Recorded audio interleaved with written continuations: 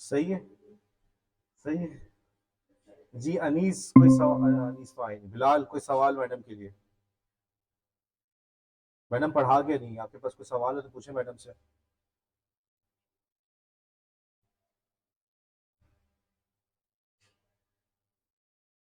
सदफ, कोई सवाल?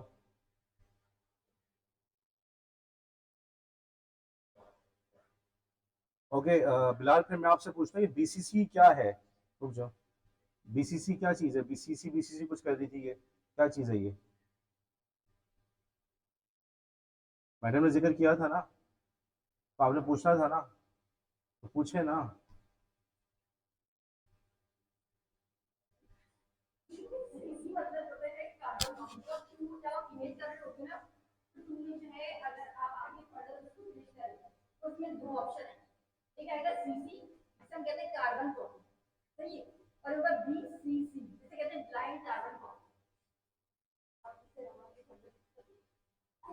ओके, अच्छा, अब थोड़ा सा मैं फीडबैक दूंगा कि मैमूना ने जो है, एक तो बोर्ड साफ नहीं किया, बोर्ड साफ करना चाहिए था जब आई थी, नंबर वन।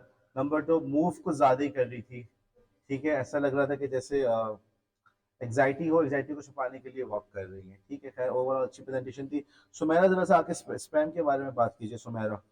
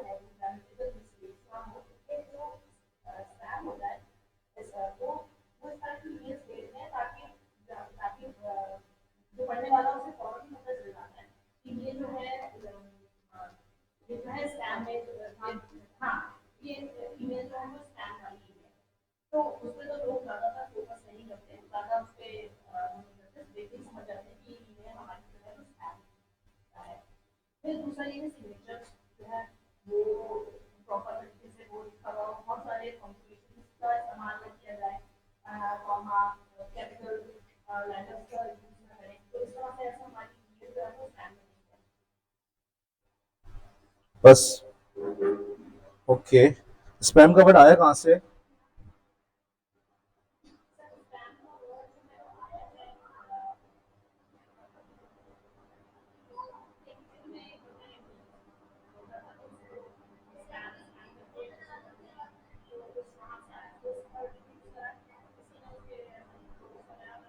फैन बंद ही कर दें, यहाँ पे आवाज नहीं आ रही सुमेरा की।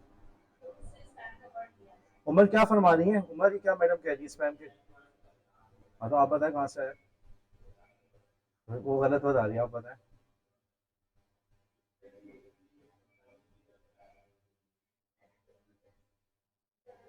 जी, रमशा, काफी दिनों बाद तशरीफ लाई हैं आप। थैंक यू, विजिट पे आई थी, देखने आई थी आप। मेरी क्लास कैसी लगी आपको? भी परफॉर्मेंस सही है? ओके। जी, तो रमशा, कहाँ से आया स्पैम का वर्ड? आपको ये बात नहीं पता, राइट? अगर आप क्लास में आते रहेंगे तो ये सब चीज़ें सीखने का मौका मिलेगा, ये चीज़ें घर बैठ के नहीं आती। चलें, खैर जी, हमने तो 10 दफ़ा रिकैप कर चुके हैं, 10 दफ़ा बात कर चुके हैं, जो नहीं आता ना आए। और मिसाल के तौर पे कि सुमैया आपकी क्लास फेलो हैं, कहाँ है सुमैया? नहीं आई हैं वो अभी तक। सरोज बिल्कुल गायब हैं। बहरहाल, तशरीफ़ रखिए सुमेरा। फिर बस 11 बज जाएंगे इसी में। चले आए, बताएं।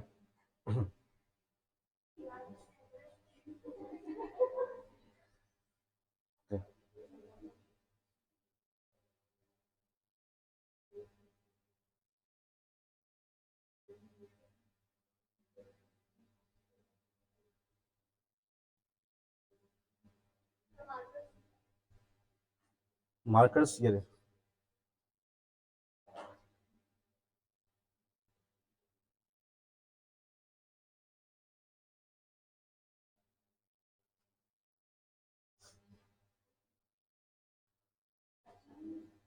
तो हम लास्ट वीक ऑफ क्लासेस में हमने ये टॉपिक हमारे क्लास में चल रहा है spam. Basically what is spam? Spam जो है वो स्पैम जो है इररिलेवेंट और अनवांटेड चीज जो कि मोस्टली आपकी जो है ईमेल के थ्रू एडवर्टाइजमेंट के थ्रू आपको भेजी जाती है। सही है? एक अननोन लोगों की तरफ से आपको ईमेल में वर्चुअल में या फिर मैसेजेस के थ्रू आपको बताने के लिए किसी जगह आपको मिलता है। अब जो है स्पैम वर्ड आया था, एक ब्रिटिश कॉमेडियन जो था या वो इन 1970 तो उन्होंने एक स्केच बनाया था जिसमें उन्होंने वो स्कैन था मीट स्कैन तो उसमें ना जो उनके रेस्टोरेंट था वहाँ पे लोग आके ना हर फूड को स्पैम स्पैम के नाम से कॉल करते हैं। तो वो एक फनी सा उन्होंने एक स्केच उसमें बनाया था कि जो है इस रेस्टोरेंट के हर प्रोडक्ट को स्पैम स्पैम कहा जाता है जो कि अनवांटेड और इरेलेवेंट था। ठीक है? तो वहाँ से वो स्पैम जो है वो आया और उन्हें आपकी जो ईमेल्स में आपको वो लोग जैसे हमने एग्जाम्पल ली थी फॉर एग्जाम्पल कि हमें लोग रिलीजियस वे में हमें कोई भी पोस्ट शेयर कर रहे हैं क्या अनवांटेड है या फिर आपको कोई भी ऐसी ईमेल वो लोग जो ऐसे लोगों को जिनको जो है डिजिटल लिटरेसी का नहीं पता वो उन लोगों को ज़्यादा टारगेट करते हैं ऐसी एडवर्टाइज करते हैं लॉन्ग वे में तो वो लोग जो है उनके लिए बहुत अनयूजुअल था और वो उसको क्लिक कर देते हैं तो वो एक स्कैम है। एक और वे में स्कैम हो के ईमेल जो आपको ऑफिशियली जो मेल कर रहा है उसमें या तो आपका सब्जेक्ट होगा या आपको इस तरीके से मेल किया जाता है कि जो है या तो स्पेस ज़्यादा होगा इस तरीके से करके वहाँ पे स्कैम मैसेज चला या स्कैम ईमेल। ओके जुबिया, मेरे दो सवाल है। एक सवाल ये है कि स्पैम जो है मैंने कोई एग्जांपल दी थी, याद है? कुछ एनालॉजी दी थी मैंने कि आप लोग बाजार जाते हैं। बाजार जाते हैं जैसे कि बेगर्स वगैरह होते हैं वो आपको पीछे पड़ जाता है आपको ज्यादा शॉपिंग वगैरह रेस्टोरेंट वो आपको आके बोलते हैं कि हमें भी खाना खिला दो या हमें भी शॉपिंग करा दो जो आपने खरीदो हमें भी खिला दो लेकिन they all are irrelevant unwanted वो आपके तो पीछे ही पड़ जाता है।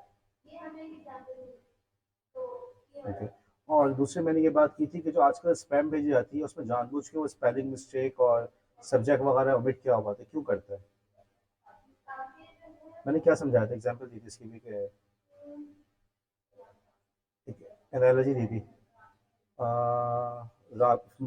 Sorry, Rabia, Rabia Zahid, Fatima Zahid. Okay, good Zubia, overall अच्छी प्रेजेंटेशन दी जी।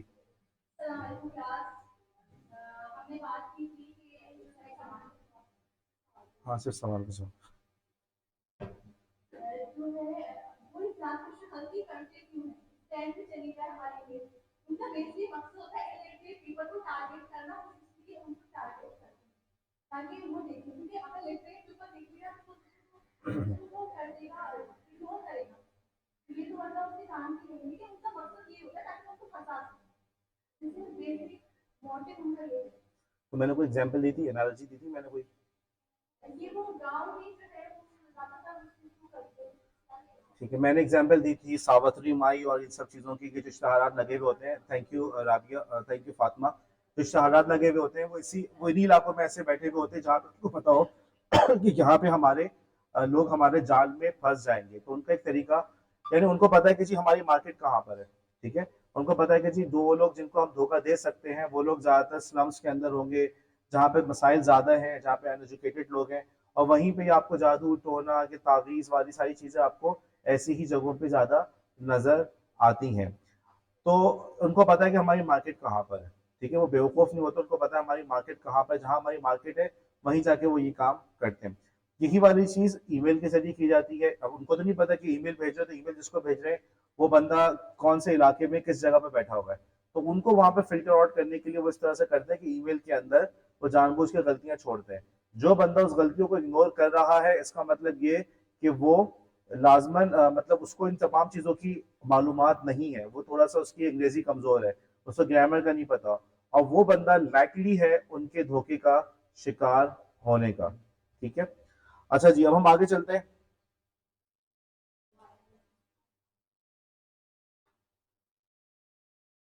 हमने बात शुरू की थी, हमारा जो टॉपिक था, एक मिनट, हमारा जो टॉपिक है वो है डिजिटल लिटरेसी।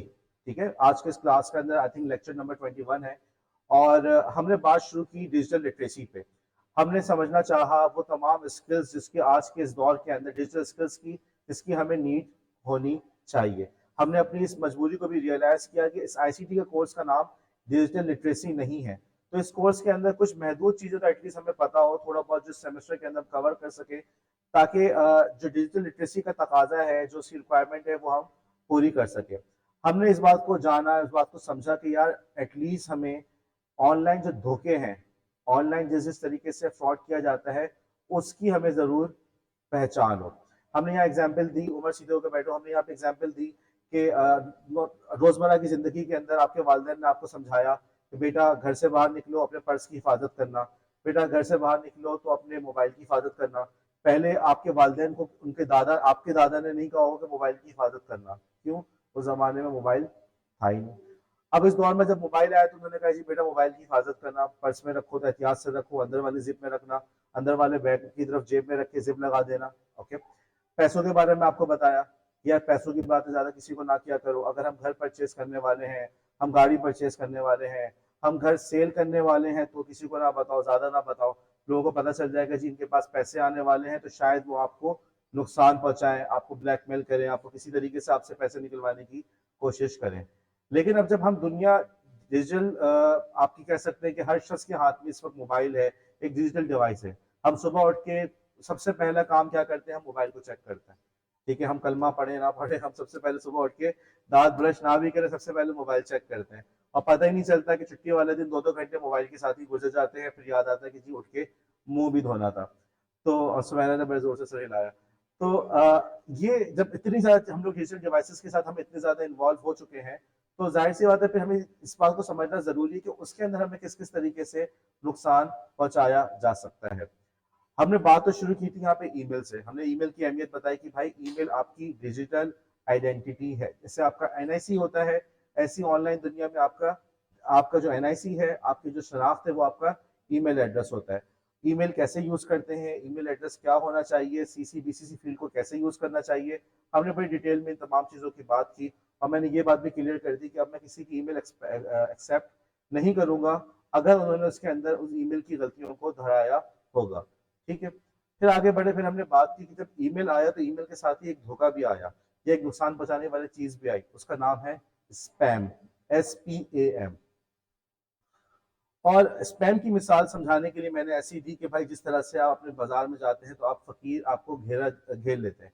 फकीर जरूरी नहीं है हर फकीर आपको नुकसान पहुंचाने वाला हो, लेकिन नुइसेंस एक तकलीफ दे चीज तो होती है ना, चिड़ तो हो रही होती है।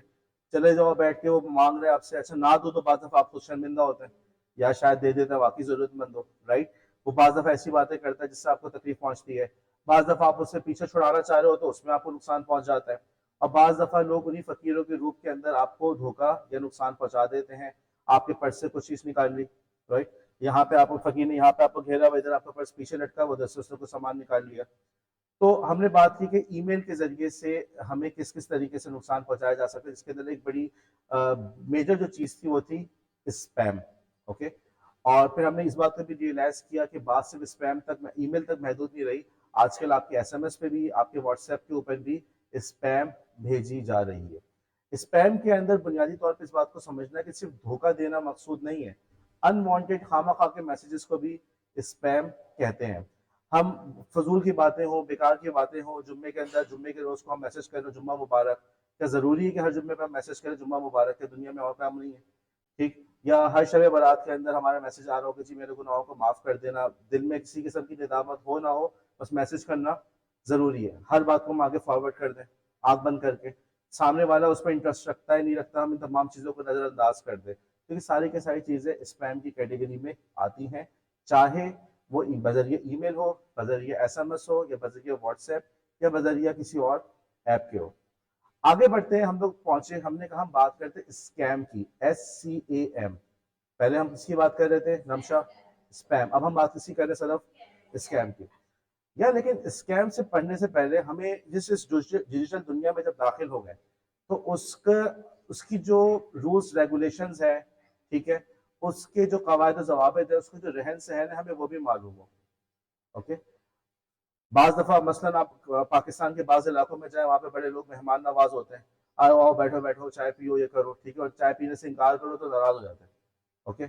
और मुमकिन है लेकिन कराची के अंदर शायद अगर कोई शख्स आपसे पहले बोले तो आप घबरा जाए, यार लगता है कोई गड़बड़ है, चलो निकलो यहाँ से, इतनी जो बार बार मुझे जो है वो चाय के लिए बुला रहा है तो कोई ना कोई मसला है, सही है। तो हर जगह गए कोई काम होगा, हर जगह गए तो आपने वहां का जो मेथड था, वहां के जो रहन सहन उसको समझना जरूरी है। तो यही वो चीज है जो हमने अपने इस साइबर वर्ल्ड के अंदर, ठीक है, इस डिजिटल दुनिया के लिए यहाँ की रेगुलेशंस वगैरह को हमारे लिए समझना जरूरी है। सबसे पहले तो मैं यहाँ पे इस पॉइंट को रेस करता हूँ कि आपके ख्याल में इंटरनेट, ठीक है, इंटरनेट का क्या मतलब है? जब आपके जहन में लफ्ज आता है इंटरनेट तो क्या चीज जहन में आती है? नौरीन, इंटरनेट से क्या चीज जहन में आती है?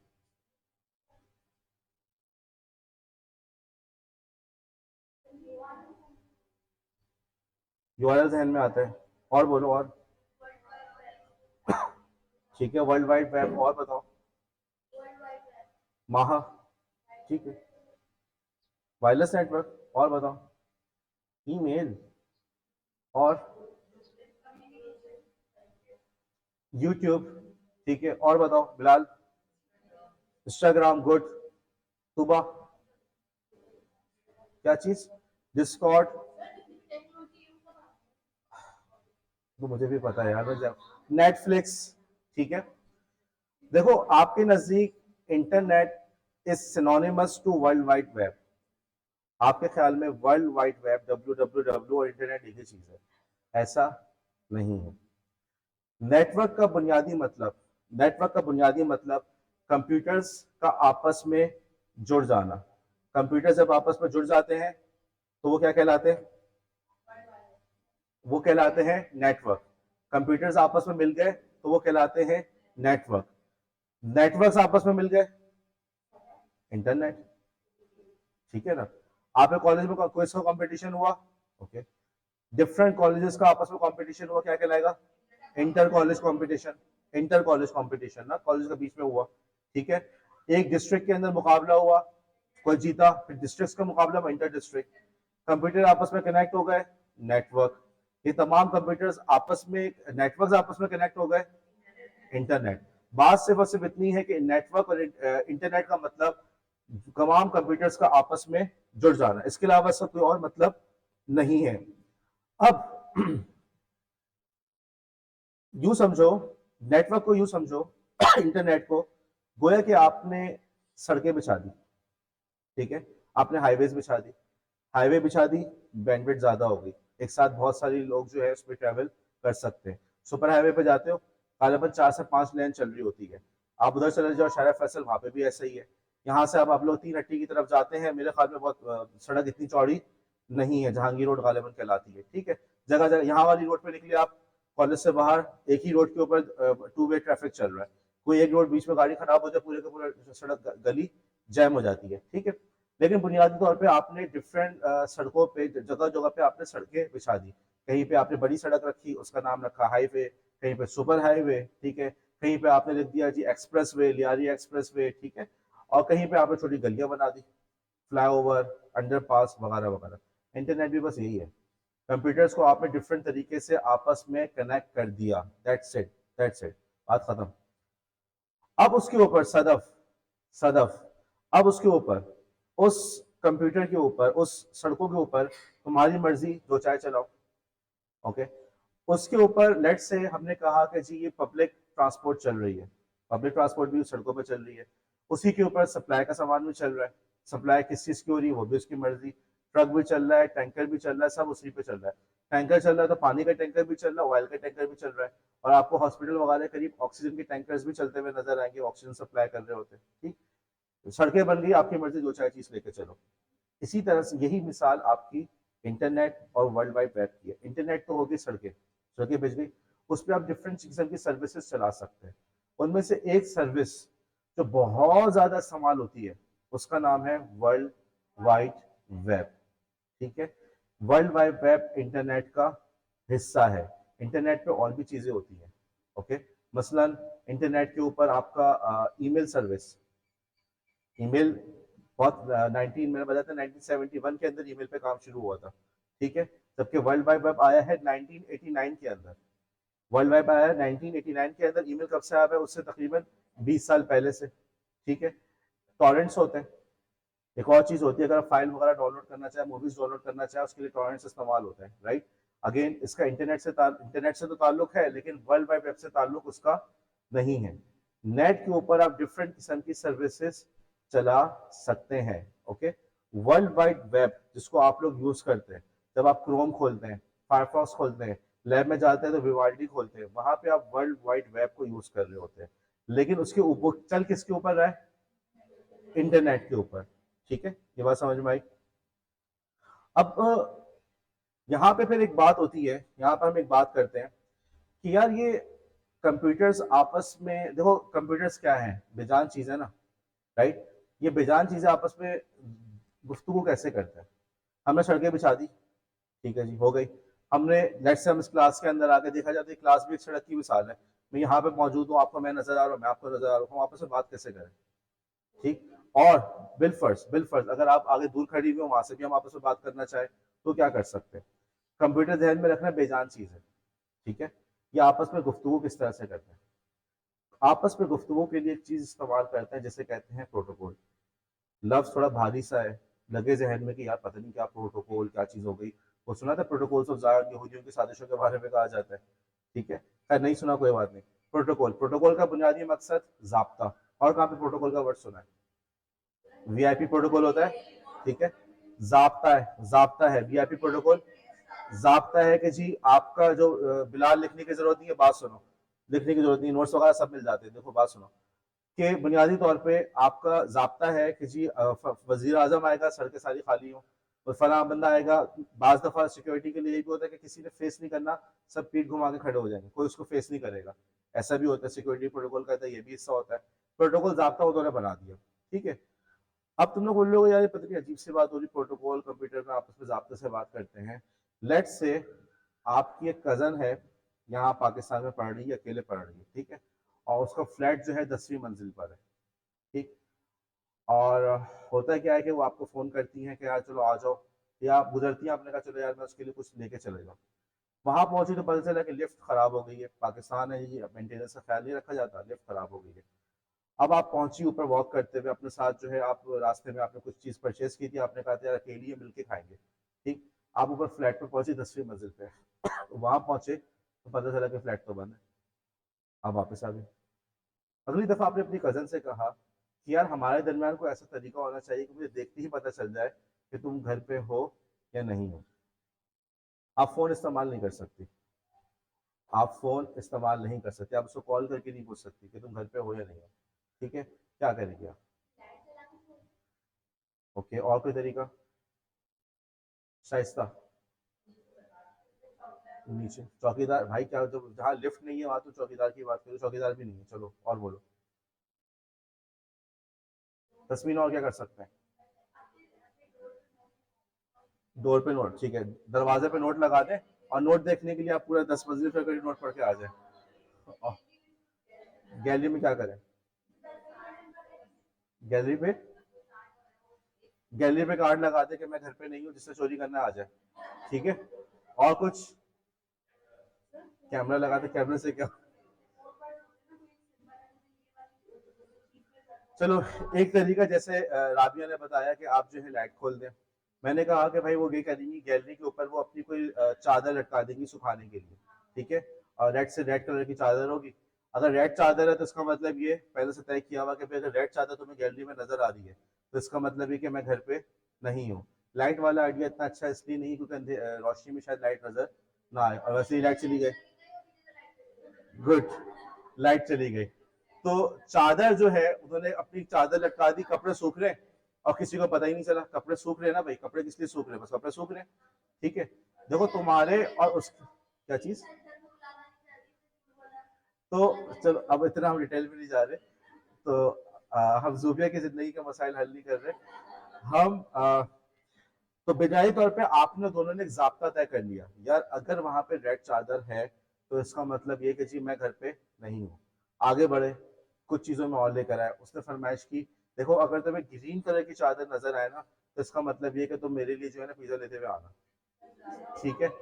और अगर तुम्हें ग्रीन और ब्लू चादर दोनों नजर आए तो समझ जाना है कि तुम्हें पिज्जा के साथ जो है ना मेरे लिए चिकन टिक्का भी लेकर आना है, ठीक है। वो बढ़ते जा रही,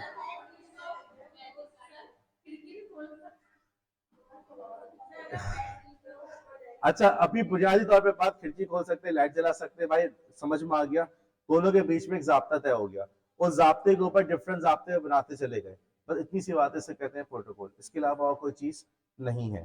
कंप्यूटर्स भी आपस में बात करते हैं तो इसी तरीके से बात करते हैं।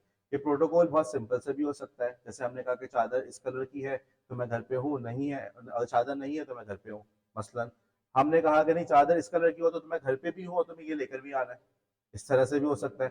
चीजों को हम आस्ते आस्ते उसके अंदर बढ़ाते जा सकते हैं। मैं और आप जो बात कर रहे हैं देखा जाए ये भी तो किसी प्रोटोकॉल के तहत बात कर रहे हैं। ये बात तय है कि अगर आप इस कॉलेज में आ रहे हैं तो आपको इंग्लिश या उर्दू आनी चाहिए, ठीक है। मैं कोई स्टूडेंट अगर ये कहता है कि जी सर मुझे तो उर्दू समझ नहीं आती, तो भाई फिर आप इस गलत जगह पे एडमिशन ले रहे हैं, ये भी तो एक जाब्ता है। फिर जब मैं आपसे उर्दू में बात कर रहा हूँ तो वो भी तो एक जाब्ते के तहत गुफ्तगू कर रहा हूँ, है ना। कोई ग्रामर है, कोई अल्फाज है, कोई शख्स ये कह के सर ये गुफ्तगू आपने कहा ये क्या होता है, भाई हम आपसे एक्सपेक्ट करते हैं आप इस लेवल पर आ गए कि आप इन अल्फाज को समझ सकते हैं, तो देखा जाए तो हमारे और आपके दरमियान भी तो एक ज़ाब्ता चल रहा है, ये भी तो एक प्रोटोकॉल है, ठीक है। तो इससे बताने का मकसद क्या हुआ कि जी कंप्यूटर के अंदर कंप्यूटर्स आपस में बात करने के लिए डिफरेंट प्रोटोकॉल्स यूज करते हैं। अगेन प्रोटोकॉल्स को सुन के हैरान या परेशान मत हो जाना, देखो तुम लोग कंप्यूटर साइंस के स्टूडेंट नहीं हो, इन तमाम बातों की टेक्निकल डेफिनेशंस होती हैं, आपको उसको समझने की याद करने की जरूरत नहीं है। चीज बुनियादी बुनियादी जो मरकजी ख्याल है वो आपको समझ में आ गया, काफी है। ये जो बार बार हम लोग एनालॉजी की दे रहे होते हैं कि देखो समझो फॉर एग्जांपल अगर तुम्हारी कजन जो है फ्लैट में रहती है, स्पैम के लिए हमने क्या एग्जांपल दी, फकीरों की एग्जांपल दी, स्पैम के अंदर मिस्टेक्स क्यों होती है हमने सावत्री माइन सब जादूगरों की एग्जांपल दी। समझाने मकसद क्या होता है कि यार चीज समझ में आ जाए, ओके।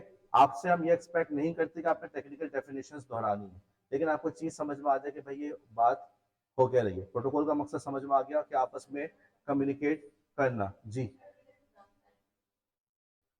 बहुत अहम सवाल है, आगे चलते हैं। अब हम बात करते हैं वर्ल्ड वाइड वेब की, ठीक है। जिस तरीके से डिफरेंट प्रोटोकॉल्स आपस में गुफ्तगू कर रहे होते हैं, इस वक्त मेरी क्लास के अंदर मेरे ख्याल में तवज्जो देनी चाहिए समझने के ऊपर, ना कि पेपर के ऊपर। आपको नोट्स भी मिल जाएंगे और जब पेपर का वक्त आएगा मैं उस वक्त अलग से क्लास एक दो लेक्चर में कंडक्ट करता हूँ जिसमें पेपर के बारे ही में बात करते हैं, ठीक है। तो अभी क्लिफ्टन समंदर दूर है, समझ में आया, अभी समंदर दूर है, अभी पैच ऊपर ना करें, मतलब उमर से पूछ लेना, उमर समझा देगा इसका क्या मतलब है। अच्छा जी मूविंग ऑन, तो हम अब बात कर रहे थे वर्ल्ड वाइड वेब की। हमने नेट बना दिया, कंप्यूटर सारे आपस में कनेक्ट हो गए, ठीक है। नेट की मिसाल क्या है रमशा, जैसे इंटरनेट की मिसाल क्या है, डिफरेंट किस्म की हमने तमाम इलाकों को सड़कों के जरिए से आपस में मिला दिया, हाईवे, ठीक है, हाईवे हो गई, एक्सप्रेस वे, अंडरपास, गलियां वगैरह, इस तरीके से आपने डिफरेंट जगहों को मिला दिया। कंप्यूटर आपस में कम्युनिकेट कर कंप्यूटर जब आपस में कम्युनिकेट कर सकते हैं इंटरनेट पे, कम्युनिकेट करने के लिए वो क्या चीज इस्तेमाल करेंगे मीना, प्रोटोकॉल यूज करेंगे, प्रोटोकॉल यूज करेंगे, ठीक है। उन तमाम प्रोटोकॉल्स में से एक प्रोटोकॉल बना जिसका नाम है world wide web, okay, WWW। देखो कंप्यूटर्स आपस में जुड़ गए, कोई बड़ी बात नहीं, मसला ये था, एक बहुत बड़ा इशू चैलेंज ये आ रहा था कि इंफॉर्मेशन को मैनेज कैसे किया जाए। इंसानी तारीख के अंदर कभी भी इतनी बड़ी तादाद के अंदर इंफॉर्मेशन जनरेट नहीं की गई। आप देखते हैं कि तारीख के अंदर आप देखते हैं कि जो खतो किताबत या किताब लिखने के लिए अलग से बाकायदा गुलामों को रखा जाता था, ऐसे गुलाम, ऐसे लोगों की फरोख्त कीमत ज़्यादा लगती थी जिनको लिखना पढ़ना आता हो। तो मुमकिन है जो आका है, गुलामों का मालिक है, उसको खुद पढ़ना लिखना ना आता, बहुत पैसा है लेकिन लिखना पढ़ना नहीं आता, लिखने पढ़ने के लिए बाकायदा उसको मुलाजिम नौकर रखने पड़ रहे हैं। अगर लिखना भी है तो किस पे लिख रहे हैं? पत्थरों पे लिख रहे हैं। पेपर अगर बनना शुरू भी हो गया तो बहुत एक्सपेंसिव है, चमड़े पे लिख रहे हैं, हड्डियों पे लिख रहे हैं, राइट। इसी वजह से आपको नजर आएगा तारीख के अंदर जो ज्यादातर किताबें आपको मिलती हैं जो माजी की, वो ज्यादातर मजहबी किताबें, क्योंकि मजहबी एक तो इतनी किताब को लिखना इतना एक्सपेंसिव काम था, हर कोई इसको अफोर्ड नहीं कर सकता था। तो मजहब की तरफ जो सोसाइटी है, जो कल्चर था, वो मजहब को चूंकि अहमियत देता है, तो वो अपनी रिसोर्सेज मजहब की तरफ डाइवर्ट करता था। तो मजहबी लोग जो थे, उनका तो काम ही यही कि बैठिए खानका में बैठे हुए, चर्च में बैठे हुए, और वहां बैठ के वो उस किताब को लिख रहे। पूरी पूरी जिंदगियां गुजर गई कि सिर्फ बाइबल को नकल कर रहे हैं। ओके। जो गिरजा घरों के अंदर राहिब है, प्रीस्ट है, उनका काम ही बस यही था कि जी उन्होंने बैठ के बाइबल को नकल करना है, ठीक है, और बहुत बड़ी खिदमत थी, ताकि आगे दूसरों तक किताब को मुंतकिल कर सके। आगे बढ़े, आपका प्रिंटिंग प्रेस इजाद हुआ। लेकिन प्रिंटिंग प्रेस इजाद हुआ, प्रिंटिंग प्रेस की वजह से वाकई बहुत बड़ा रेवोल्यूशन आया, और लोगों के पास एक बड़ी तादाद में किताबें पहुंचना शुरू हो गई। आप में से जिन लोग को अगर क्रिश्चियनिटी की हिस्ट्री का पता हो, आपको पता हो क्रिश्चियनिटी के अंदर दो ग्रुप्स हैं, कैथोलिक और प्रोटेस्टेंट। तो कैथोलिक और प्रोटेस्टेंट के दरमियान जो फर्क पड़ा, तकसीम हुई, उसके पीछे बहुत बड़ा रोल प्रिंटिंग प्रेस का था। प्रिंटिंग प्रेस जिस बंदे ने बनाया वो खुद कैथोलिक था, लेकिन उसको अंदाजा नहीं था कि मेरी इस इजाद की बेसिस पे आगे चल के कुछ सालों बाद, कुछ सदियों के बाद, ईसाइयों के अंदर दो फिरके, ईसाइयत में दो फिरके पैदा हो जाएंगे। बहरहाल, बड़ी तादाद में किताबें प्रिंट होना शुरू हो गई। प्रिंटिंग प्रेस के मेथड के अंदर नई नई डेवलपमेंट्स होना शुरू हो गई। आपका स्टीम इंजन ईजाद हुआ, स्टीम इंजन ईजाद हुआ, तो और वही आपकी जो स्पीड थी, प्रिंटिंग की स्पीड थी, वो बढ़ गई। बड़ी तादाद में किताबें लिखी जाने लगी। इंटरनेशनल ट्रेड पहले भी होता था, लेकिन इतने बड़े पैमाने पर इतने बड़े पैमाने पे इंटरनेशनल ट्रेड कभी भी नहीं हुआ जितना उस तारीख में। अब जब इतनी सारी इंफॉर्मेशन आ गई, इसको हम मैनेज किस तरह से करें? ठीक है, जब इतनी सारी इंफॉर्मेशन आ गई, इसको मैनेज कैसे करें?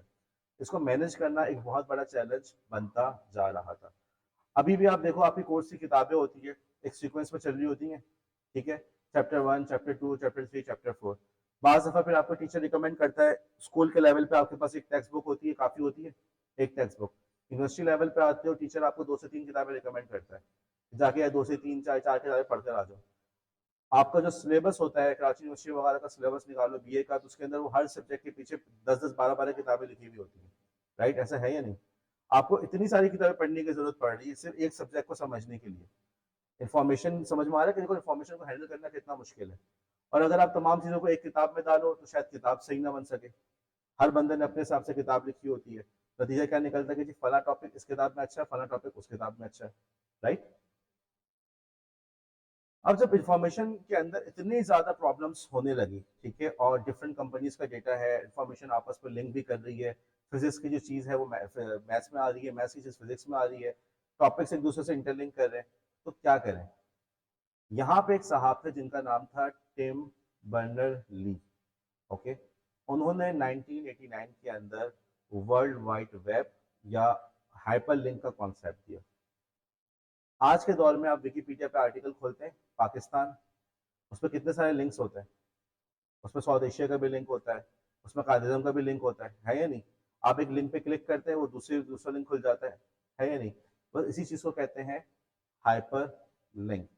आज के दौर में आपको ये बात इतनी लगे कि यार ये कोई इतनी बड़ी बात नहीं है, राइट? आज के दौर में आपको लगेगा कि सर ये तो बिल्कुल ऑब्वियस सी बात है, लेकिन उस दौर में 1989 के अंदर एक रेवोल्यूशनरी इन्वेंशन थी कि हम इंफॉर्मेशन को इस तरीके से भी ऑर्गेनाइज कर सकते हैं कि दोनों आपस में एक दूसरे से कनेक्ट कर सकें। पाकिस्तान के ऊपर अगर हम किताब लिख रहे हैं, साथ ही साथ हमने कायदे पे भी लिखनी है।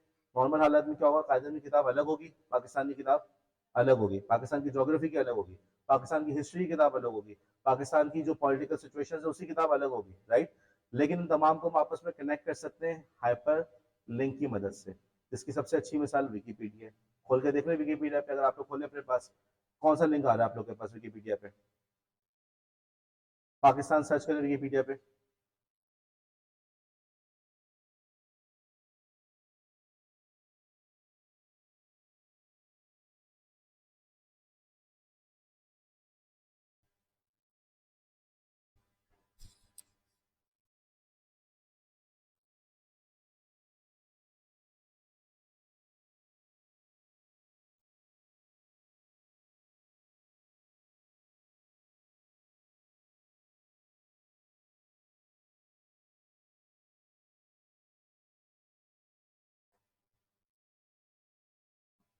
हाँ जी, पहला लिंक किस चीज़ का आ रहा है? जब पाकिस्तान के बारे में पढ़ना शुरू कर रहे हैं तो पहला लिंक क्या आ रहा है? मेरे पास ये लिखा हुआ है पाकिस्तान। हाँ,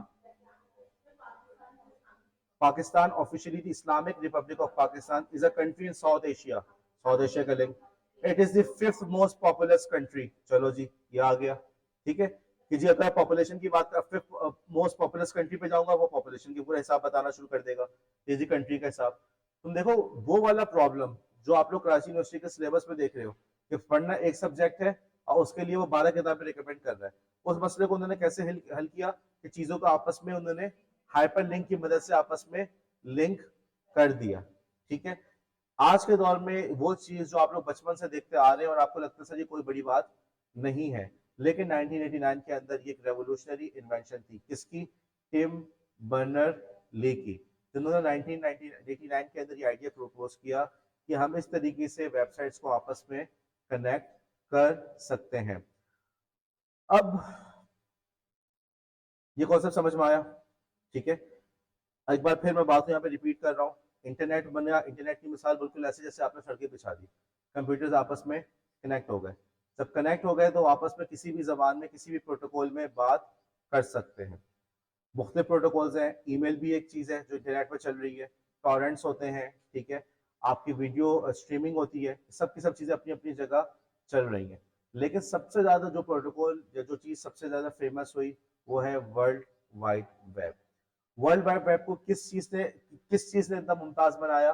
हाइपरलिंक के कॉन्सेप्ट ने, कि आप इंफॉर्मेशन को मैनेज करने के लिए आपस में उसको लिंक कर सकते हैं। ठीक है, अच्छा अब यहाँ पे हम आगे चल के एक और बात करते हैं कि यार जब सारे कंप्यूटर्स आपस में कनेक्ट हो गए, ठीक है, और हमने बताया कि जी हाइपरलिंक के जरिए से डिफरेंट किस्म की इंफॉर्मेशन को आपस में जोड़ सकते हैं। अच्छा, अब यहाँ पे सवाल होता है कि यार हम हाउ डू वी, पूरी दुनिया के लोग आपस में कनेक्ट हो रहे हैं, right, how do we ensure कि यार हर बंदे की यूनिक आइडेंटिटी पता हो? मसलन मैं यहाँ पे किसी को कहता हूँ कि जाके जो है ना फातिमा को तुम ये मैसेज दे देना, तो फातिमा सिर्फ इस क्लास में तो नहीं है, फातिमा तो बराबर वाली क्लास में भी है, उससे बराबर वाली क्लास में भी है। हम किस फातिमा की बात कर रहे हैं? तूबा को जाकर ये कह देना, तूबा तो सिर्फ इस क्लास में दो है, ठीक है, उस क्लास को भी निकाल लो, साथ वाले स्कूल को निकाल लो। ठीक है, समझो बात को कि इतने सारी दुनिया में लोग हैं, तो हम किस तरह से जब आपस में कनेक्ट हो गए तो हम किस तरह से इस बात को इंश्योर करें कि हमारा मैसेज सही रिसिपिएंट तक पहुंच रहा है? समझ में आ रही मेरी बात? बिल्कुल यही वाली बात आपके इंटरनेट पे भी, जब सारे कंप्यूटर्स आपस में कनेक्टेड हो गए तो हाउ डू वी इंश्योर कि कंप्यूटर जो है, जिस कंप्यूटर को मैसेज भेजना उसी के पास जा रहा है, और जब मैं लिंक पे क्लिक करूँ तो वही लिंक खुल रहा है जो मैं चाह रहा हूँ, कोई दूसरा लिंक ना खुल जाए। ये मसला आएगा नहीं आएगा? ठीक है, यहाँ पे उन्होंने इस कॉन्सेप्ट को यूज किया, कंप्यूटर्स को आपस में यूनिक आइडेंटिटी देने के लिए यूज किया आईपी एड्रेस। सुनते हैं आप लोग आईपी एड्रेस? आईपी एड्रेस, ठीक है, हर कंप्यूटर की जो अपनी उस नेटवर्क पे यूनिक शनाख्त है उसका नाम रखा उन्होंने आईपी एड्रेस। आपका सीट नंबर क्या है रमशा? क्या? T2 T209, ठीक है, क्लास के अंदर कोई और है T209? बिलाल आपका सीट नंबर नहीं आया आपको? अच्छा, बिना नहीं आया इनका, जाने ना जाने, बिलाल ही ना जाने, भाग तो सारा जाने है, सबको पता है यहाँ पे बिलाल का रोल नंबर आ चुका है। तो आपकी क्लास के अंदर कोई और है T209? ठीक है, क्या आप अपने इस तरीके से अपने आप को अरेंज कर दिए कि हमारे इस कॉलेज के अंदर कोई दूसरा बंदा के पास ये वाला सीट नंबर नहीं होगा? लेकिन मुमकिन है अगर हम पूरे कराची की बात करें, शायद वहां पे भी ये चीज चल रहा हो, T209 वहां पे भी आ जाए। ठीक है, कंप्यूटर्स को यूनिक आइडेंटिटी देने के लिए उस नेटवर्क के ऊपर उन्होंने नाम क्या रखा? IP address. ठीक है, इंटरनेट, आईपी एड्रेस का ताल्लुक किससे है? इंटरनेट से। आईपी एड्रेस का ताल्लुक, हम बात कर रहे हैं एक और चीज जो कि इंटरनेट के ऊपर चल रही है, वर्ल्ड वाइड वेब। उमर, हम एक बात कर रहे हैं इंटरनेट के ऊपर चीजों का यूनिक नाम क्या है? IP address. ठीक है, अब इंटरनेट के ऊपर एक चीज चल रही है जिसका नाम है वर्ल्ड वाइड वेब। उसके लिए उसके अंदर चीजों को यूनिक नाम देने का क्या तरीका इख्तियार किया उन्होंने? यूआरएल। ठीक है, आईपी एड्रेस अलग चीज है, यूआरएल अलग चीज है। आईपी एड्रेस का ताल्लुक एक बार फिर बस आसफा किससे ताल्लुक है उसका? इंटरनेट से। जुनैरा, जुनैरा तुम्हारी नींद कभी खत्म नहीं होगी। तुम इतनी जमाइयां लेती रहती हो, सोते। ओके चलो, मेरी मेरी आंखें खराब है। ओके। हाँ जुनैरा, वर्ल्ड वाइड वेब के अंदर यूनिक आइडेंटिफिकेशन के लिए क्या यूज करते हैं? तू बुशरा, बतूल, हाँ क्या करते हैं? इंटरनेट पे आईपी एड्रेस, और वर्ल्ड वाइड वेब के लिए यूआरएल। ठीक है, ये बात समझ में आ गई। अब इस बात को ऊपर हम लेके जाएंगे, मार्कर का है। देखो जब इंटरनेट की बात होगी, इंटरनेट, यहां पे आ जाएगा आपका आईपी। और जब हम बात करेंगे वर्ल्ड वाइड वेब की, तो यहां पे क्या आ जाएगा जुनैरा? यूआरएल। ठीक है, एक ये बात। दूसरा, इस बात को ध्यान में रखना, इंटरनेट जो है, या यूं समझ लो इंटरनेट के ऊपर बहुत सारी सर्विसेज चल रही है। ठीक है, इंटरनेट जो है उसके अंदर आपके पास जो है, लेट से ईमेल भी है। ठीक है, ये ईमेल भी इंटरनेट का हिस्सा है। और बताओ, स्ट्रीमिंग हो रही है, ये भी आपके इंटरनेट का हिस्सा है। ठीक है, और इसके अलावा कुछ और भी चीजें होती हैं, जैसे यूडीपी। क्या चीज, क्या बोल रहे हो? वही स्ट्रीमिंग के अंदर आ गया। ठीक, टॉरेंट्स हो गए। ठीक है, ये सब नेट इंटरनेट का हिस्सा है। लेकिन जो सबसे बड़ा जो पोर्शन है, सबसे बड़ी जो चीज है, वो क्या है रमशा? क्या कह रही हो? शाबाश। Bilal, world wide web. तो फिर उसको जवाब क्यों बदला? सबसे ज्यादा जो चीज इस्तेमाल हो रही है वो है वर्ल्ड वाइड वेब। इंटरनेट की मिसाल सड़कों की तरह, उस पर लेट से हमने कहा कि पब्लिक ट्रांसपोर्ट का नाम वर्ल्ड वाइड वेब है।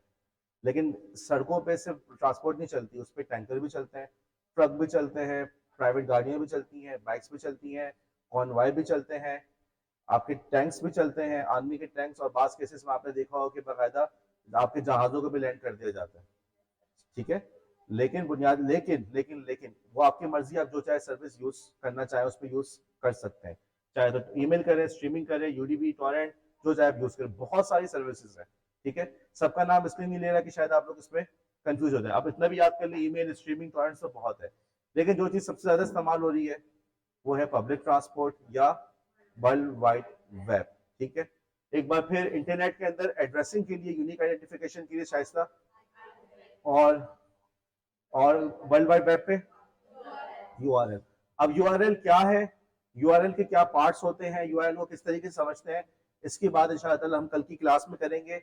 और आप लोग इस बात को मतलब जो स्कैम वाली हम बात करें ना, स्कैम स्कैम जो धोखे से कैसे बच सकते हैं, धोखों से बचने के लिए सबसे अहम चीज जो है, आप लोग यूआरएल को पढ़ना सीखें। अगर आपको यूआरएल पढ़ना आ गया तो आप लोग स्कैम से, धोखों से बड़ी आसानी से बच सकते हैं। बहुत सारे मेरे पास जो लिंक्स आते हैं, मैं सिर्फ और सिर्फ उसके यूआरएल देख के अंदाजा लगा लेता हूँ ये धोखा है, फिर मैं उसको इग्नोर कर देता हूँ।